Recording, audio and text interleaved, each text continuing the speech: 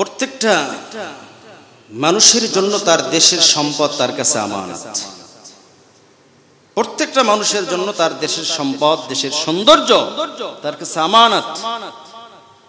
আজকে দেখেন, আমার দেশের সম্পদ আমার কাছে আমানত, আর এই আমানতি সম্পদ আজকে কিছু নামদারি মুনাফিকরা, কিছু চোর, বাটপার, সিটারেরা, আজকে আপনারা সোশ্যাল মিডিয়ায় দেখেছেন সিলেটের ভোলাগঞ্জ পর্যটন কেন্দ্র, যেখানে দেশি বিদেশি মানুষেরা এসে অস্থির মনকে স্থির করে আল্লাহ তাআলা নিদর্শন দেখে। কারণ আল্লাহ তাআলা বলেন, আমি আল্লাহ তাআলা দুনিয়ার জমিনে তোমাদের জন্য এমন কিছু নিদর্শন আমি আল্লাহ তাআলা রেখে দিয়েছি, যেই নিদর্শনগুলো দেখলেই, এই নিদর্শনগুলো নিয়ে চিন্তা করলেই, তোমার রবের সৃষ্টি নিয়ে চিন্তা করলেই তুমি তোমার রবের ঠিকানা পেয়ে যাইবা। মাল্লাহুল মাওলা ফালাহুল কুল। যে তার রবের সৃষ্টি নিয়ে গবেষণা করে, যে তার রবের সৃষ্টি নিয়ে চিন্তা করে, যে তার রবের সৃষ্টি নিয়ে গবেষণা করে, আল্লাহ তাআলা তার রবের ঠিকানা তার কাছে ওপেন করে দেন।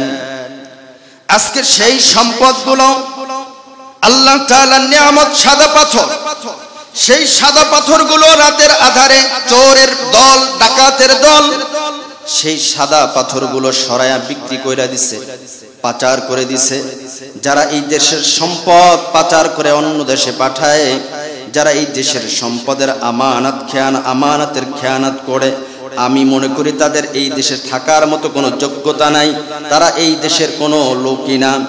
আমি আমাদের মাননীয় প্রধান উপদেষ্টা প্রফেসর ডক্টর ইউনূস সাহেবের উদ্দেশ্য করে বলতে চাই, আপনি একজন মুসলিম মানুষ, আপনি আল্লাহকে বিশ্বাস করেন, ভালোবাসেন, নবীকে বিশ্বাস করেন, ভালোবাসেন, আল্লাহর কোরআনকে বিশ্বাস করেন, ভালোবাসেন।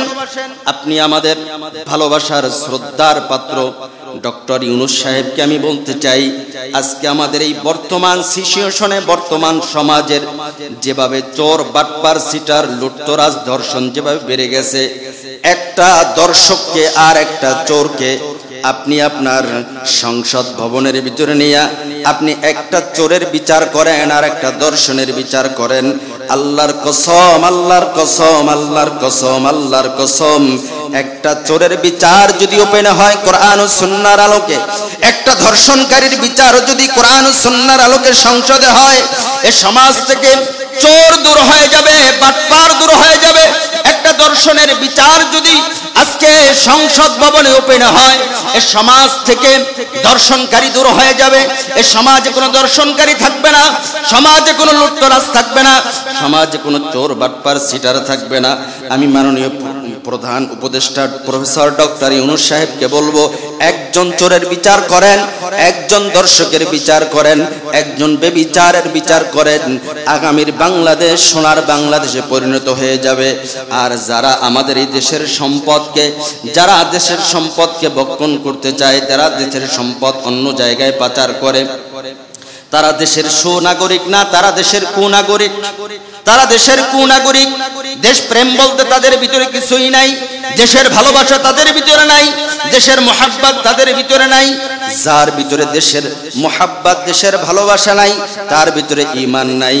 নবী বলেন, দেশ প্রেম, দেশ ভালোবাসা, দেশের মোহাব্বত এটাও ঈমান।